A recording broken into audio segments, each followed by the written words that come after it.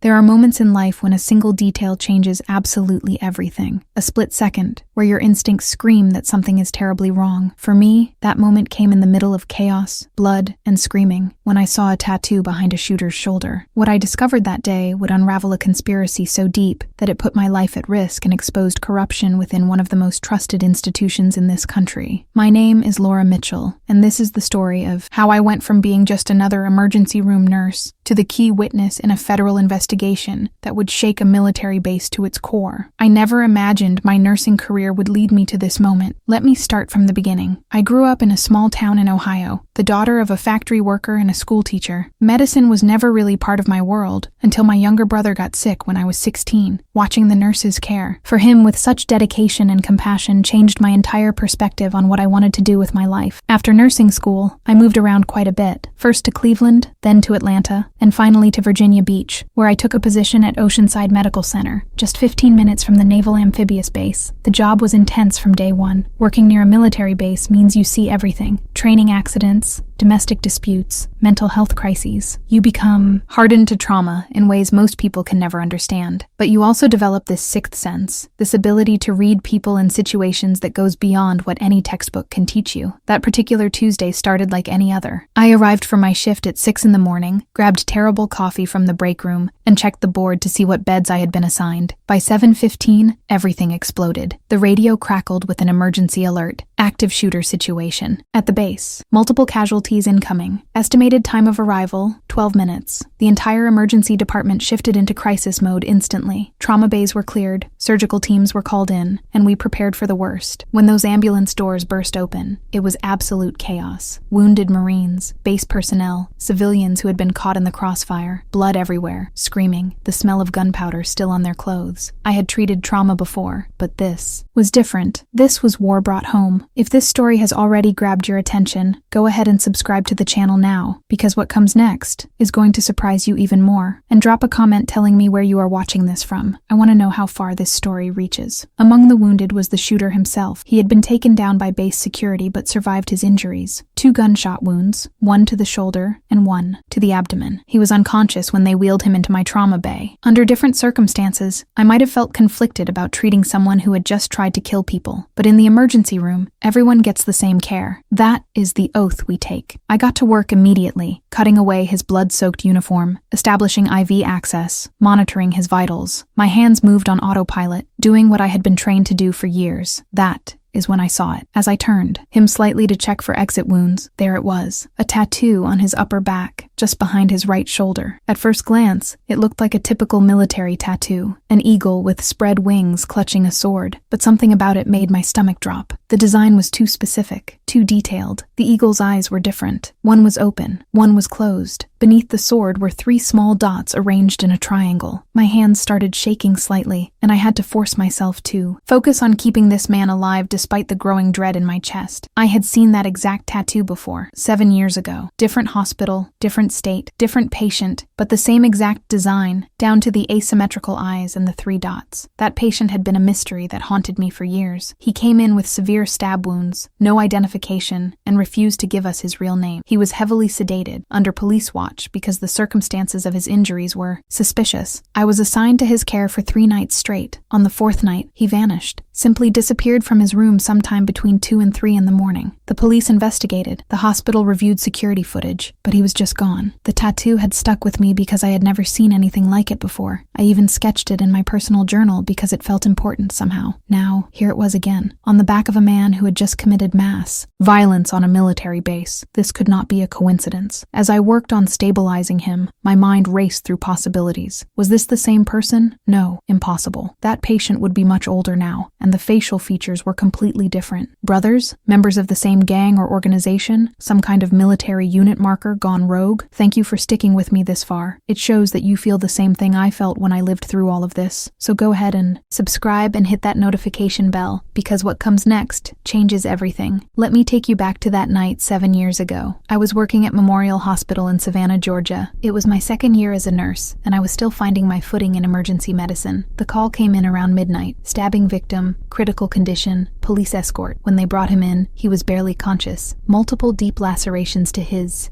torso and arms, defensive wounds on his hands. Someone had tried to kill him, and he had fought back hard. His clothes were expensive, but covered in blood and dirt. No wallet, no phone, no identification of any kind. The police officer who accompanied him said they found him in an alley behind a warehouse in the industrial district. Anonymous call. By the time they arrived, whoever attacked him was long gone. The patient refused to speak. Even through the pain and medication, he kept his mouth shut. The only name he would give was John Smith, which we all knew was fake, but we could not force him to tell us who he really was. We treated him, stabilized him, and moved him to a secure room with an officer posted outside. That is when I first noticed the tattoo during one of my assessments. Something about him unsettled me deeply. It was not just the mystery of his identity. It was the way he looked at people. Cold, calculating. Even heavily medicated and badly injured, his eyes tracked everyone who entered the room with an intensity that made my skin crawl. I mentioned it to the attending physician, but he dismissed my concerns, said I was being paranoid. On the third night, I checked on him around 1:30 in the morning. He was sleeping, or at least appeared to be. His vitals were stable. The officer outside gave me a tired nod. Everything seemed normal. At 3:15, I went back to check on him again. The room was empty. The IV had been removed, not ripped out, but carefully disconnected. His monitors had been deliberately silenced. The window was closed and locked from the inside.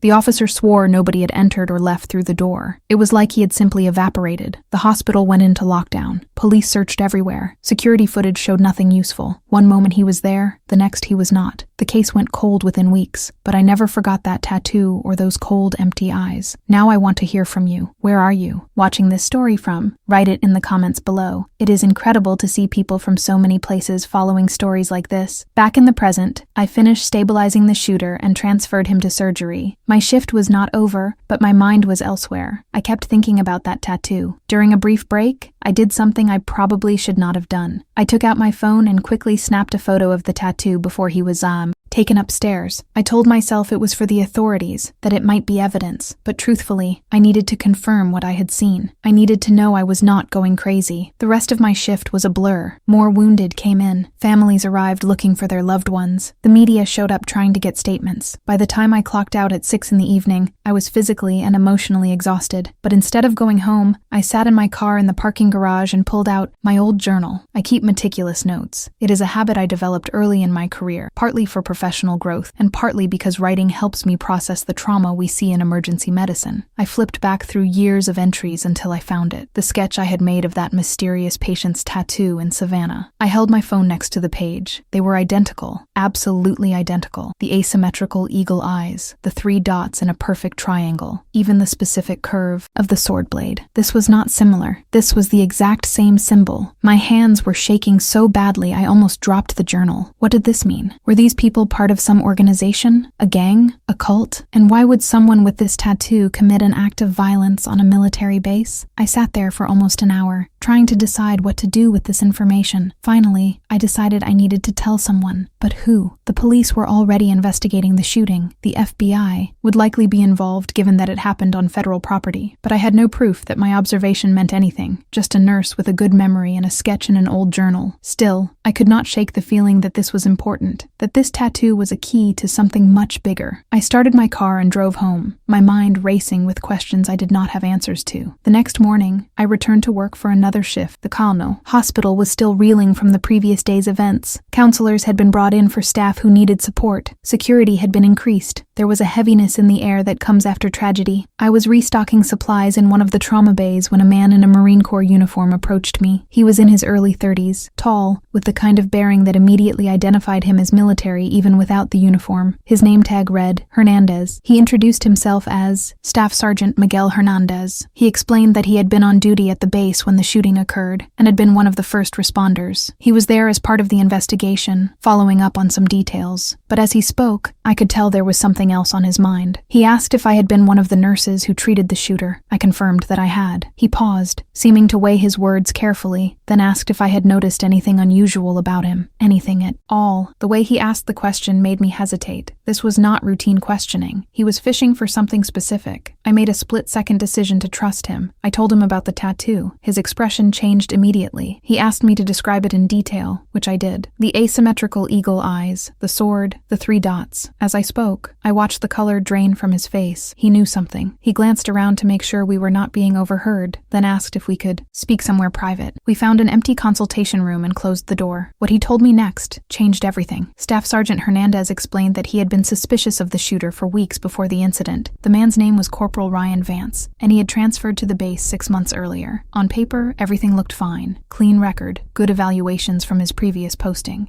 But Hernandez had noticed behavioral red flags. Vance was isolating himself from other Marines. He had been caught in restricted areas of the base without proper authorization multiple times. He had unexplained absences and gave evasive answers when questioned. Hernandez had reported his concerns up the chain of command. He was told he was being paranoid, that Vance was just having a difficult adjustment period, that it was nothing to worry about. Then the shooting happened, and Hernandez felt responsible for not pushing harder. But there was more. In the aftermath of the shooting, while investigating Vance's personal belongings, Hernandez found photographs, images of other Marines, all with similar tattoos, not identical to Vance's, but variations on the same theme.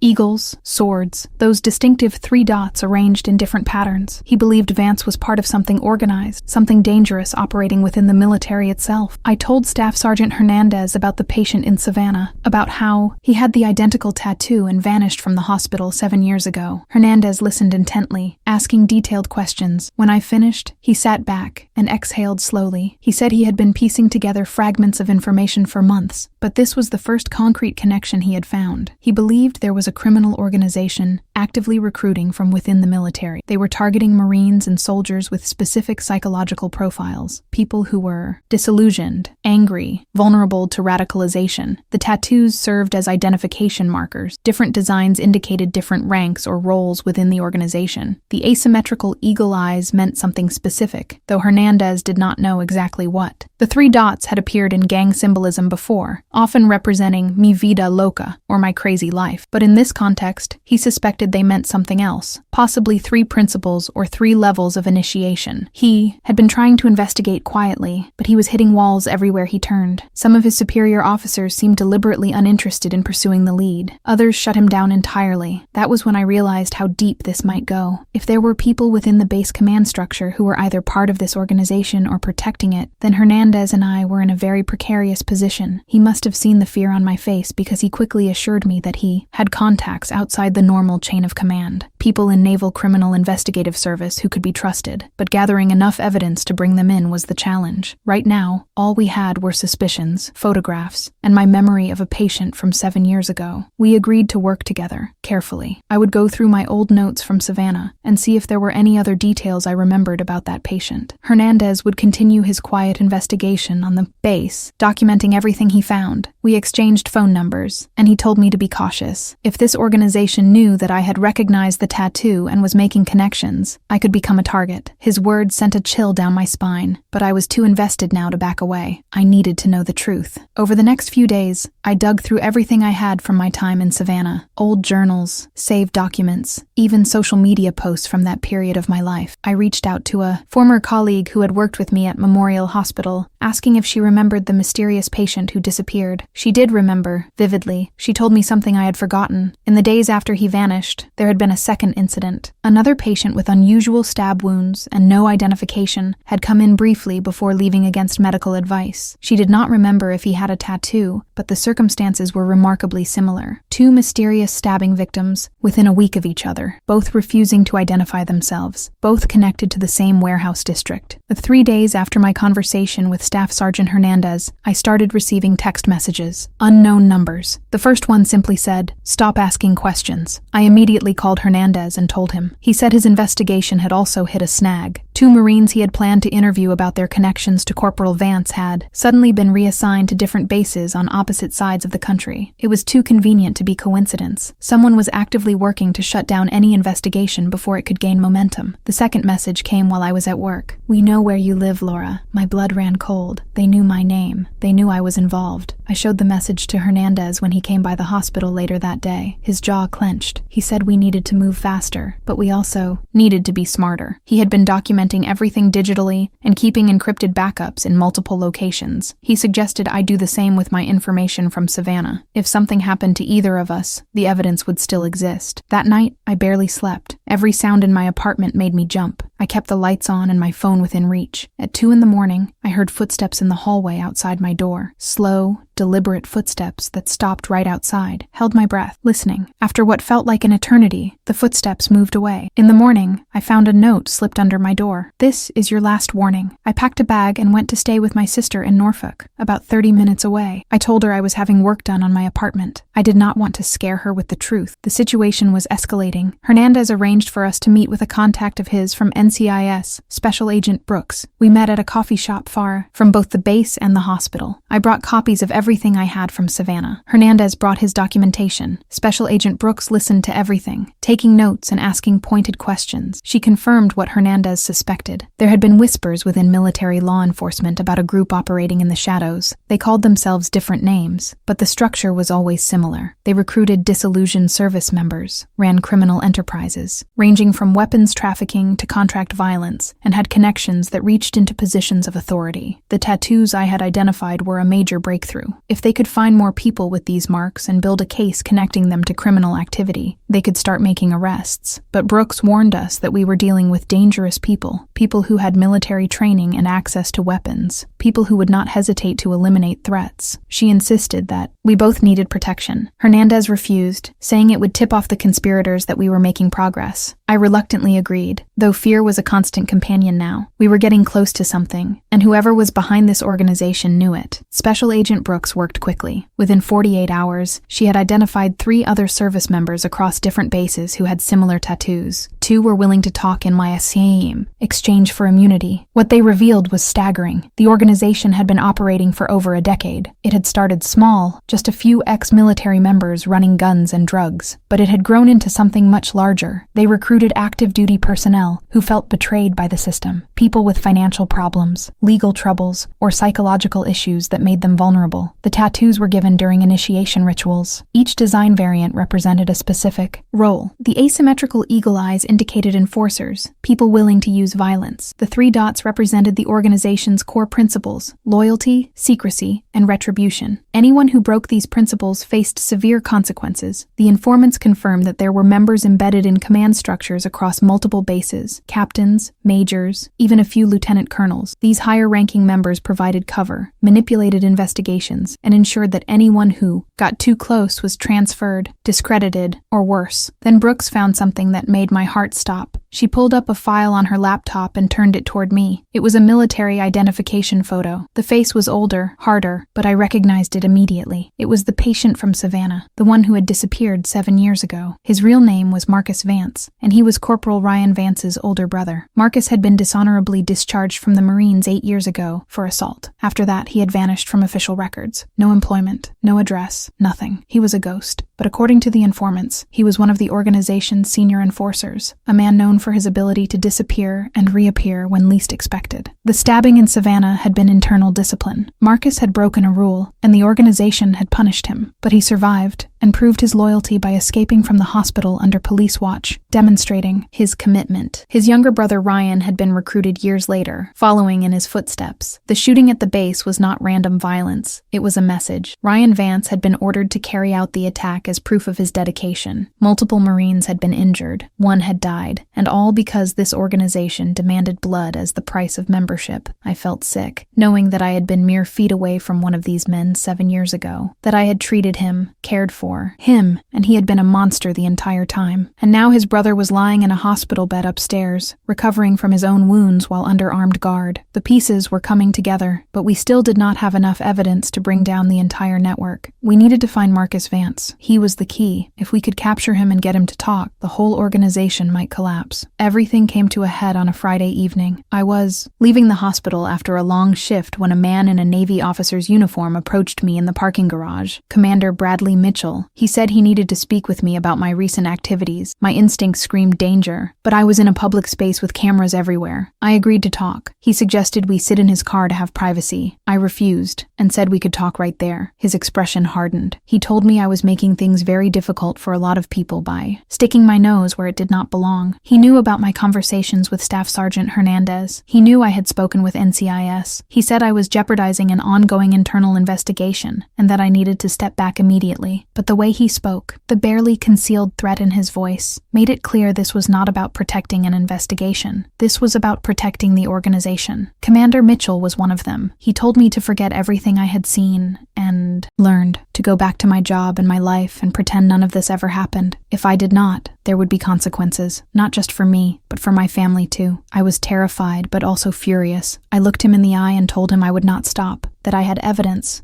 and that the truth was going to come out whether he liked it or not. His hand moved toward his hip, and for a horrifying moment, I thought he was reaching for a weapon. But then I heard a voice behind me, Staff Sergeant Hernandez. He had been following me at a distance, concerned about my safety. He stepped forward, his own hand resting on his sidearm, and told Commander Mitchell to back off. The two men stared at each other for a long moment. Mitchell seemed to be calculating his options. Attacking us here would be too risky, too public. He stepped back and said this was not over, that we had made powerful enemies. Then he walked away, leaving me shaking with adrenaline. Hernandez immediately called Special Agent Brooks and reported the encounter. She told us that Mitchell's involvement confirmed their suspicions about command-level corruption, but it also meant we were in immediate danger. She instructed us to meet her at a secure location. It was time to bring in federal law enforcement and move on the entire organization before they could scatter or retaliate. That night, everything moved quickly. Brooks had been coordinating with the FBI and the Department of Defense. They had been building a case in parallel, waiting for enough evidence to justify widespread arrests. Our information about the tattoos, combined with testimony from the informants, and now Commander Mitchell's attempt to intimidate me, gave them what they needed. Simultaneous raids were planned across 3 different military bases. Arrest warrants were issued for 27 individuals, including Commander Mitchell, 2 other officers, and various enlisted personnel. The operation was set for dawn,